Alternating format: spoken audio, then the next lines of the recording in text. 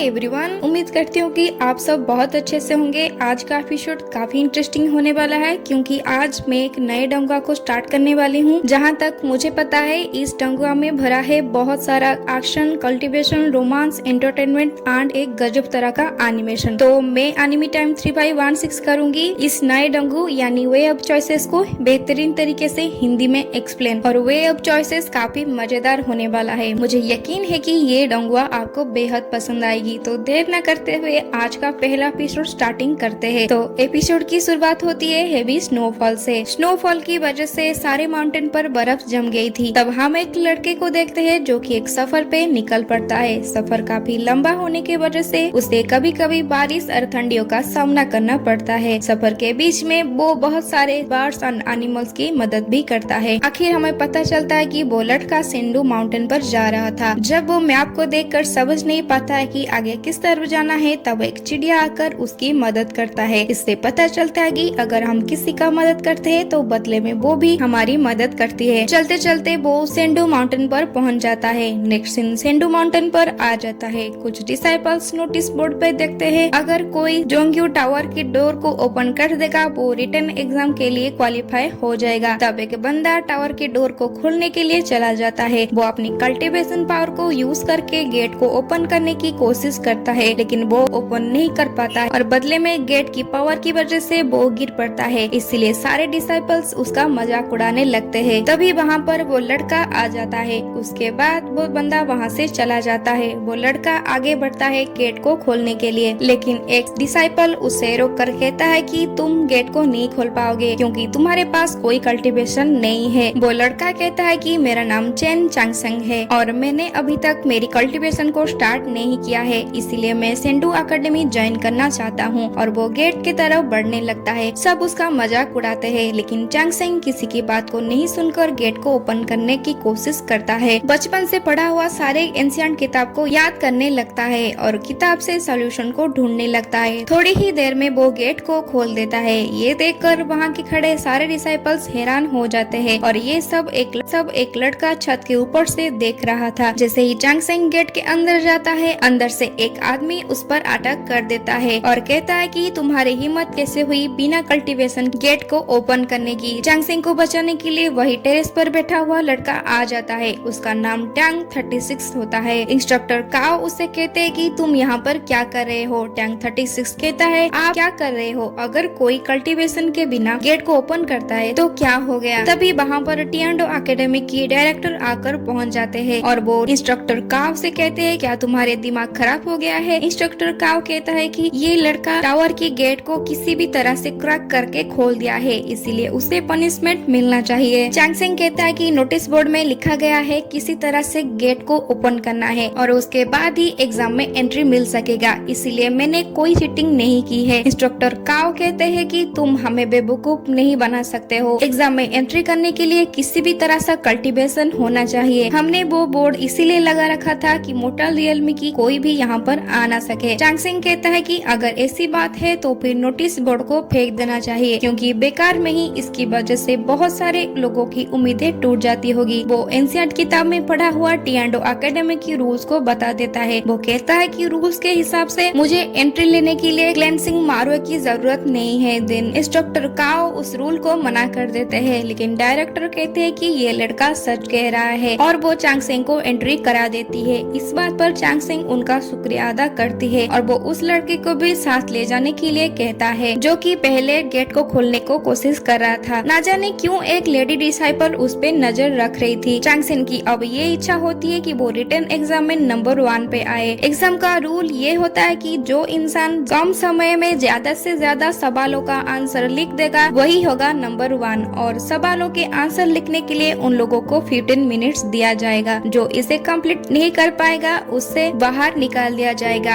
आखिर में टॉप 30 इंसान को ही सिलेक्ट किया जाएगा। अब एग्जाम स्टार्ट हो जाता है। एग्जाम की सवालों को चांगसेंग देखा है तब वो खुश हो जाता है क्योंकि वो सारे सवाल एंशिएंट किताबों से आए थे जो कि वो बचपन से पढ़ रही थी। उसे लग रहा था जैसे वो अपनी लाइब्रेरी के अंदर बैठा हो और सारे एंशिएंट किताब उसके सामने खुल के आ गई हो, इसीलिए उसे आंसर लिखने में काफी आसान लग रही थी। वो सोचता है इसी की वजह से मास्टर ने कभी भी हमें कल्टीवेशन नहीं करवाया। धीरे धीरे समय समय निकलता जा रहा था और एक एक करके डिसाइपल्स बाहर निकल रहे, लेकिन चांगसेन बहुत ही टैलेंटेड होता है और बहुत सारे सवालों का जवाब एकदम परफेक्ट दे देता है। जब मास्टर उसकी राइटिंग को देखते हैं तब वो हैरान हो जाते हैं। वो सोचते हैं कि ये लड़का इतना टैलेंटेड कैसे हो सकता है और 3 घंटे में उसने सारे सवालों का सही जवाब दे दिया था। ये देखकर सब लोग उसके तारीफ करने लगते हैं। इन सब से इंस्ट्रक्टर काओ और भी ज्यादा गुस्सा हो जाते हैं। तभी उसके पास वही लेडी डिसाइपल आ जाती है जो कि चांगसेन पर नजर रख रही थी। वो कहती है कि लेडी जू ने एक लेटर दिया है इंस्ट्रक्टर काओ को। कुछ देर बाद एग्जाम की रिजल्ट भी आ जाता है, लेकिन चांगसेन की नाम टॉप 30 पर नहीं थी। ये देखकर वो इंस्ट्रक्टर काओ के पास चला जाता है। वो पूछता है कि मेरा नाम रिजल्ट बोर्ड पर क्यों नहीं आया है, जबकि मैंने सारे सवालों का सही सही जवाब लिखा था। इंस्ट्रक्टर काओ कहते हैं कि तुम्हारे यहाँ पर कोई काम नहीं है, इसीलिए बोर्ड पर तुम्हारा नाम नहीं लिखा गया है। तभी टैंक 36 वहाँ पर आ जाता है और कहता है कि आप ऐसा क्यों कर रहे हो, उसने सारे सवालों का सही आंसर दिया है, फिर भी आप उसका नाम टॉप 36 में क्यों नहीं लिखे। इंस्ट्रक्टर काओ कहते हैं कि चांगसेन को इसी अकेडमी में एडमिशन नहीं मिल सकता है, फिर वो वहाँ से चले जाते हैं। ये सुनकर चांगसेन टैंक 36 को शुक्रिया कहता है और कहता है कि मैं किसी और अकेडमी में चला जाऊंगा। टैंक 36 कहता है क्या सच में तुम्हें इस बात पर गुस्सा नहीं आ रहा है। चांगसेन कहता है जो मुझे एडमिशन नहीं देना चाहता है मैं भी उनके साथ नहीं रहना चाहती हूँ। नेक्स्ट सीन में वो दोनों शाम के वक्त को एंजॉय कर रहे थे। टैंक 36 कहता है मेरा नाम 36 है क्योंकि मैं ब्लू काउंट लिस्ट में 36 रैंक में आता हूँ। और हाँ, ये बड़ी बेइज्जती की बात है, लेकिन मैंने अपनी बेइज्जती को नाम में बदल दिया। ये ब्लू क्लाउड असल में सू कॉन्टिनेंट की यंग जनरेशन की लिस्ट है। ये रैंक बताता है कि कौन कितने कैपेबल है। जितनी आपको रैंक होगा उतना ही चांसेस होगा इंपीरियल कोर्ट एग्जाम में पास होने की। अब उनके सामने बहुत सारे खाने के चीज रखा जाता है। खाने को देखकर चांगसेन कहता है इस मौसम में इस तरह का खाना नहीं खाना चाहिए, लेकिन टैंक 36 ने उसके लिए इंतजाम बड़े प्यार से किया था, इसलिए वो मना नहीं कर पाता है और खाना खाना स्टार्ट कर देता है। इसके बाद वो कहता है कि मैं यहाँ पर पहली बार आया हूँ, मैंने अपनी मास्टर के साथ सीजिंग में मेडिसिन के बारे में पढ़ रही थी। ये सुनकर टैंक 36 कहता है कि तो फिर तुम्हारे पेरेंट्स कहाँ पर है और तुम इतने दूर से यहाँ पर आए हो। चांगसेन कहता है मेरे पेरेंट्स नहीं है और मुझे मेरी मास्टर और सीनियर ब्रदर ने पाला है। अब हम जानेंगे चांगसेन की कहानी के बारे में। वो कहानी कुछ इस तरह से होता है। यूनुम माउंटेन जहाँ पर हेवी स्नोफॉल हो रही थी, तब नदी में एक बच्चा आता है। तब हम एक लड़के को देखते हैं जिसका एक हाथ और एक पैर नहीं है। वो अपनी एक आंख से देख भी नहीं सकती और कह भी नहीं सकती। वो लड़का उस बच्चे के रोने की आवाज सुनता है और वो भागते हुए उसके पास जाता है। उस लड़के का नाम यूरिन होता है। वो जैसे ही बच्चे को टच कर लेती है तब वहाँ पर एक बड़ा सा गोल्डन ड्रैगन आ जाता है। यूरिन उस बच्चे के सामने खड़ा हो जाता है। तब मास्टर मोंग जी वहाँ पर आ जाते हैं और अपने स्वार्ड के मदद से ड्रैगन के मूंछ को काट लेते हैं और डरते हुए ड्रैगन वहाँ से चला जाता है और वो तीनों सीजिंग ओल्ड टेम्पल पर आ जाते हैं। जैसे ही वो बच्चा यानी चांगसेन बड़ा होता है तब उसकी बीमारी को पता लगाकर मास्टर जी उसका इलाज करने लगते हैं और यूरिन एक बड़े भाई की तरह उसका ख्याल रखे। लेकिन मास्टर ने कभी भी उन दोनों को कल्टीवेशन नहीं सिखाया है और हमेशा 3000 ड्राइव स्क्रिप्चर को पढ़ने के लिए कहते थे। और जब चांगसेन की एग्जाम में मार्क कम आता था तब मास्टर जी उसे पनिशमेंट करते थे। इसीलिए चांगसेन अब हमेशा के लिए बुक्स पढ़ने लगता है। फिर एक दिन उन्हें एक मैरिज कॉन्ट्रैक्ट मिला था। उस लड़की की ग्रैंडफादर को मास्टर जी ने बचाया था। वो लड़की सू फैमिली की यूरोंग होती है और फिर चांगसेन उसे खत लिखना भी स्टार्ट कर देता है और यूरोंग की तरफ से भी खत आने लगते थे। उस खत में लिखा था कि जब तुम बड़े हो जाओगे तब तुम सेंडू आ जाना और मैं तुम्हें यहाँ के सबसे डिलीशियस खाना खिलाऊंगी। और यहीं से चांगसेन ने दुनिया को देखना स्टार्ट कर दिया था। अब चांगसेन बड़ा हो जाता है और एक दिन उसे एक बड़ा झटका लगता है। वो दर्द के मारे कांपने लगती है। उस बीमारी की वजह से उसे बहुत तकलीफ होती है। उसके साथ ये बीमारी पहली बार हो रही थी। उसे देखकर यूरिन मास्टर को बुला लेता है। जब चांगसेन की आंखें खोलता है तब मास्टर उससे कहते हैं कि तुम्हारी बीमारी का कोई इलाज नहीं है, इसका मतलब साफ है कि तुम बहुत जल्दी मर जाओगे। ये सुनने के बाद चांगसेन डिसाइड करता है कि वो अपनी किस्मत को बदल बदल के रहेगा। फिर वो अपनी सफर के लिए तैयार हो जाता है। मास्टर कहते हैं 800 साल पहले सिर्फ 3 लोग ही अपनी किस्मत को बदल पाए हैं। जैंगसन कहता है इस बार मैं अपनी किस्मत को बदलने के लिए ट्राई करूंगा। मास्टर कहते हैं तो इसलिए तुम्हें सेंडू जाना पड़ेगा और इंपीरियल कोर्ट एग्जाम में नंबर 1 होना पड़ेगा। यूरिन उसे एक स्वाड देता है जिस स्वाड को मास्टर ने बनाया था। यूरिन कहता है मैं तुम्हारा इंतजार करूंगा। उसके बाद जैंगसन सफर पर निकल पड़ता है जो कि हमें एपिसोड के स्टार्टिंग में दिखने को मिला था। ये स्टोरी सुनने के बाद टैंक 36 कहता है आज से मैं भी तुम्हारा एक भाई हूँ। तुम तो पहली बार यहाँ पर आए हो तो फिर टिएंडो एकेडमी तुम पर गुस्सा क्यों निकाल रहा है? शायद ये वही मैरिज कॉन्ट्रैक्ट के वजह से है। तुम्हारी होने वाली वाइफ आखिर है कौन? मुझे जरा उसका नाम तो बताओ। जैंगसन कहता है कि उसका घर यहीं कहीं सेंडू में है तो उसका नाम सू यूरोंग है। ये नाम सुनकर टैंक 36 हैरान हो जाता है। जैंगसन उसे पूछता है क्या तुम उसे जानते हो? टैंक 36 कहता है उसके बॉडी में सिर्फ 10 साल में ही ट्रू फोनिक्स ब्लड की अवेकन हो गई थी और वो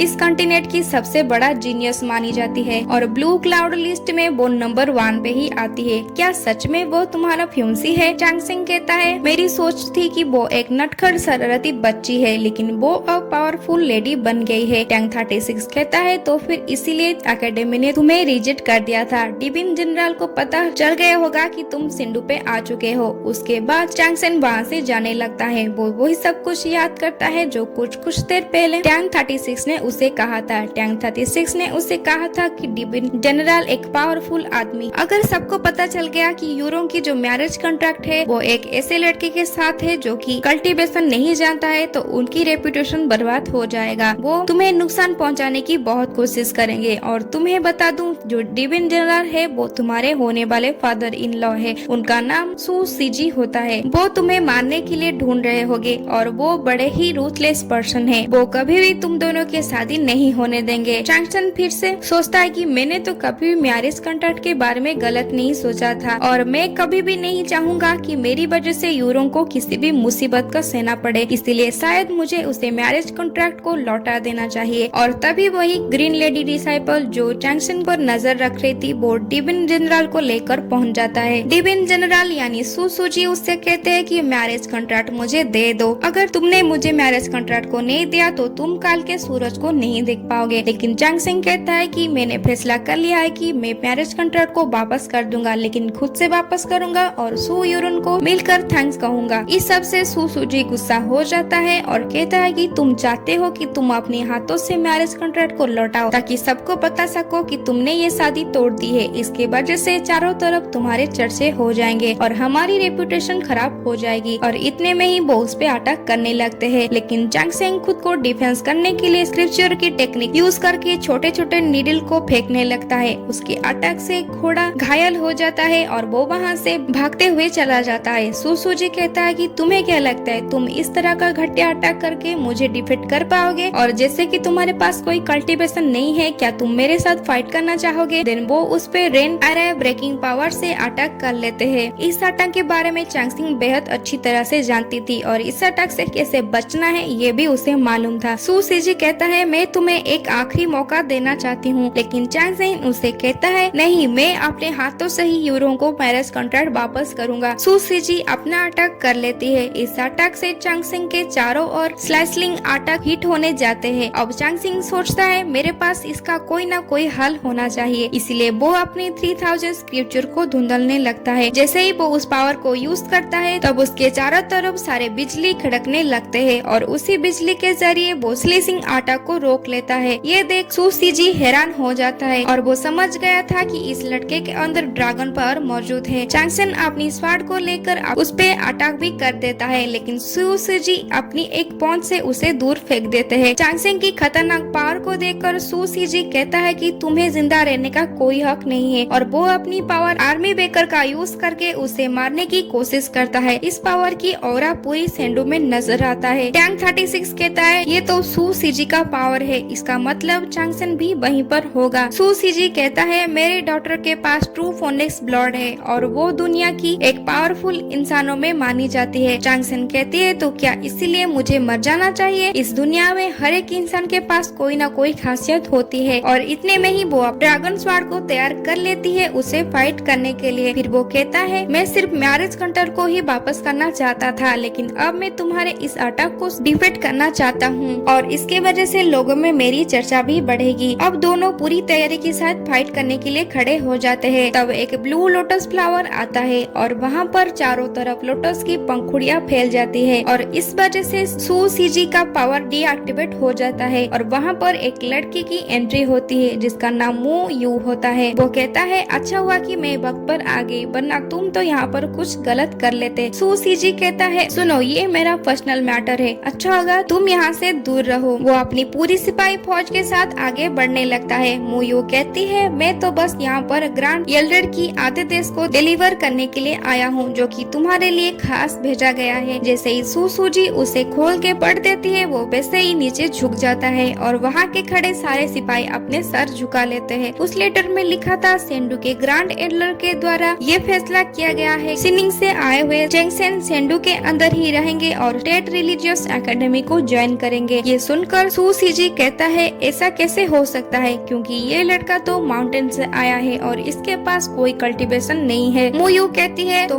मुझे नहीं लगता कि आप इस हुक्म की नाफरमानी करेंगे, चाहे जो भी हो आप चैंगसेन को नुकसान नहीं पहुंचाएंगे, क्योंकि आपको पता होगा ग्रैंड एल्डर का जो ऑरा है वो किसी गॉड लेवल से कम नहीं है। और वहाँ पर टैंक 36 भी आकर पहुँच चुका। वो चैंगसेन से पूछता है कि क्या तुमने सू सीजी की ऑरा को ब्रेक किया था। नेक्स्ट दिन मॉर्निंग पे शिफ्ट हो जाता है और चैंगसेन सूरज की तरफ बढ़ने लगता है। तब टैंक 36 उसे पूछता है कि तुम कहाँ जा रहे हो। चैंगसेन कहते मेरी मास्टर हमेशा कहती है कि हमें सूरज को देखना चाहिए क्योंकि उसकी ऑरा खतरनाक होता है। तो एवरीवन इसी के साथ एंड होती है आज का एपिसोड और ये वाला सीन हमें नेक्स्ट एपिसोड में देखने के मिलेगा। इसलिए आगे के बेहतरीन एपिसोड्स देखने के लिए एनिमी टाइम 3516 को सब्सक्राइब कर लीजिए। Okay, thank you.